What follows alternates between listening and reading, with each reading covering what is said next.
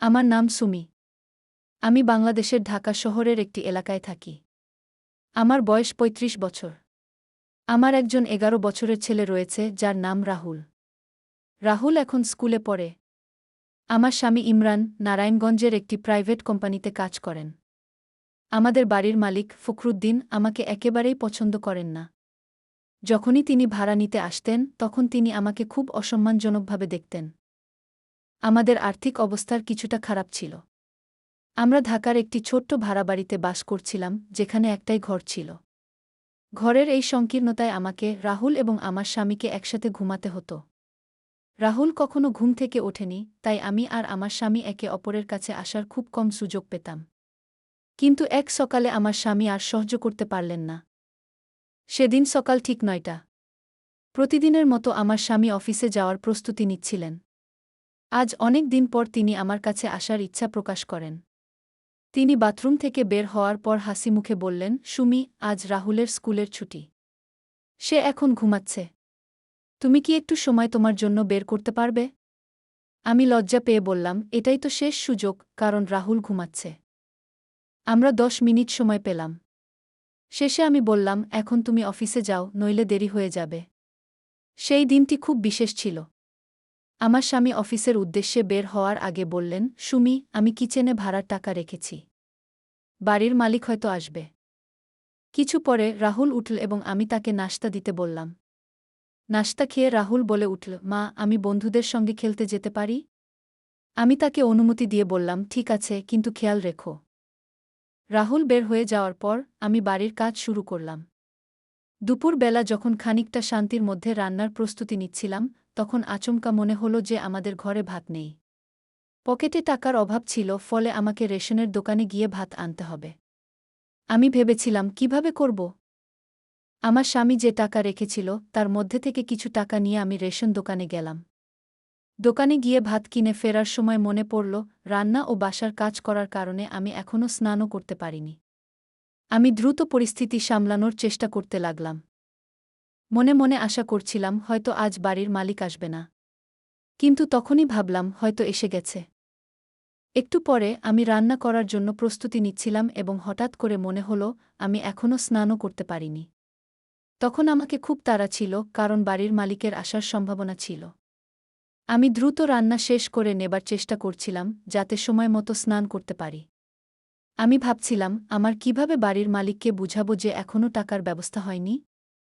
ঠিক তখন আমার মনে পড়ল যে আমার স্বামী কিছু টাকা সেভ করেছে বলে বলেছিলেন। আমি দ্রুত রান্না শেষ করে না হলে নিতে উদ্যত হলাম। প্রথমে আমি দেখলাম ঘরে কিছু খাবার তৈরি হয়ে গেছে। তারপর প্যাকেটে থাকা সেই টাকা নিয়ে দ্রুত বেরিয়ে গেলাম। বাড়ির মালিক সাধারণত দুপুরে ভাড়ার জন্য আসতেন।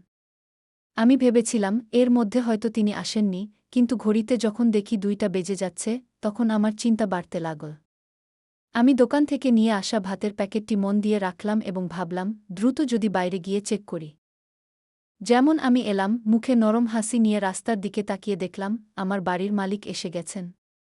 তিনি রেগে ধমক দিয়ে বললেন, সুমি, ভাড়া দিলে আনো, না হলে এই বাড়ি খালি করো।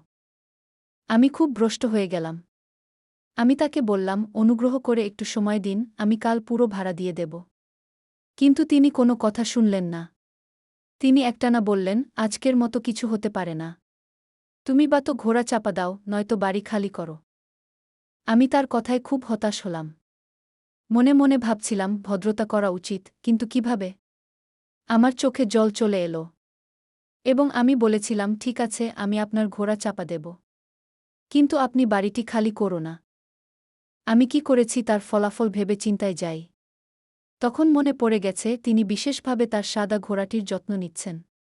সেটি খুব বিদ্ধ হয়ে যাচ্ছে এবং তিনি সেটি নিয়ে চিন্তিত। আমি জানি অবস্থা কতটাই ব্যক্তিক। সাদা ঘোড়াটি ছিল তাকে অনেক প্রিয়। আমি তাকে ভাড়া দেবার ব্যাপারে সব কিছু চিন্তা করে বিশাল প্রভাবিত হই। কিছুক্ষণ পরে আমার বাড়ির মালিক এসে বললেন, তুমি কি আমাকে গুনগুন করতে পারেন? আমি আজ তোমার ঘোড়া চাপা দেব। আমি বিনয়ের সাথে বললাম, ঠিক আছে, আমি যেতেই হবে। আমি আমার ঢাকায় আসা কাজে ৩ ঘণ্টা নেব। শেষ পর্যন্ত পরে তার ঘোড়ার কাছে গিয়ে হাজির হলাম। একা যাওয়ার পর আমি অনুভব করছিলাম যে এজন্য আমি কতটা অসম্ভব হয়ে গেছি। সাদা ঘোড়ার প্রতি আমার বাড়ির মালিকের বড় প্রেম ছিল।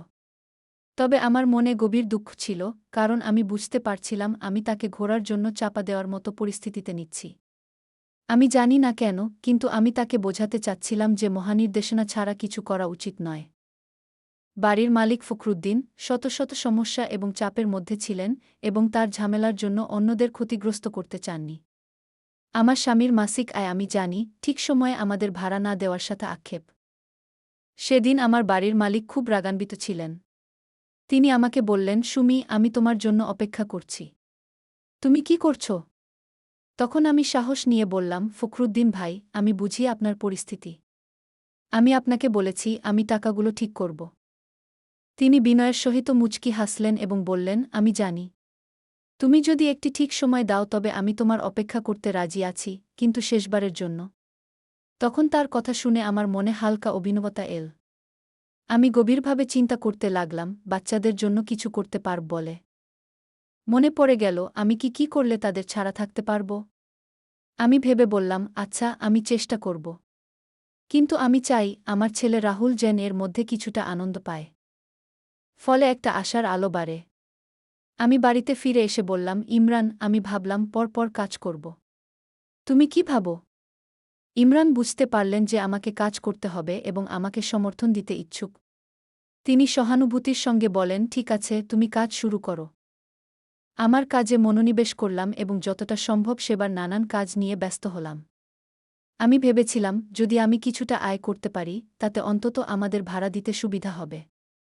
তবে আমার স্বামী বললেন, তুমি শক্তিশালী। আমরা সব কিছু মোকাবেলা করতে পারব। আমাদের জন্য সংগ্রাম করে দিনগুলো কাটাতে লাগল, কিন্তু আমার বিশ্বাস ফিরে আসতে লাগল। প্রতিদিন এক নতুন আনন্দের সমাহার নিয়ে আসছিল। আমি নিশ্চিত ছিলাম যে আমি এবং আমার স্বামী এই সমস্যা কাটিয়ে উঠব এবং ভবিষ্যতে নিজেদের এবং আমাদের সন্তানের জন্য ভালো একটি জীবন গড়তে পারব। দিনগুলো চলতে লাগল। আমি জানতাম আমাদের অর্থনৈতিক সমস্যা রয়েছে, কিন্তু আমি মনে মনে দৃঢ়প্রতিজ্ঞ ছিলাম যে আমি এই পরিস্থিতি কাটিয়ে উঠব। আমি একটি ছোট কাজে যাত্রা শুরু করলাম এবং ব্যবসা করতে লাগলাম। ব্যবসার মাধ্যমে আমি কিছু আয় শুরু করি যা আমাদের ভাড়ার সমস্যা সমাধানে সাহায্য করছিল। ইমরান আমাকে সমর্থন দিচ্ছিলেন এবং সেই সঙ্গে রাহুল খুব উপভোগ করছিল। একদিন আমি যখন ভাড়ার টাকা জমা করার জন্য প্রস্তুতি নিচ্ছিলাম, তখন ফখরুদ্দিন এসে বললেন, সুমি, আমি তোমার জন্য অপেক্ষা করেছি। তুমি সত্যিই অনেক চেষ্টা করেছ। আমি অনুপ্রাণিত হয়ে বললাম, হ্যাঁ, আমি এই সমস্যার সমাধান করতে চাই। আমি বুঝি আপনাকেও আমার মতো সমস্যা রয়েছে। আমরা পরস্পরের সাথে সিদ্ধান্ত নিয়েছিলাম এবং ক্রমশ আমাদের সমস্যা সমাধান করতে পেরেছিলাম। আমি নিশ্চিত ছিলাম আমি ভবিষ্যতে কোনোদিন আর ফখরুদ্দিনের ঘোড়া চাপা দেব না। এভাবেই আমাদের জীবন ধীরে ধীরে আগের থেকে অনেক ভালো হয়ে যায়।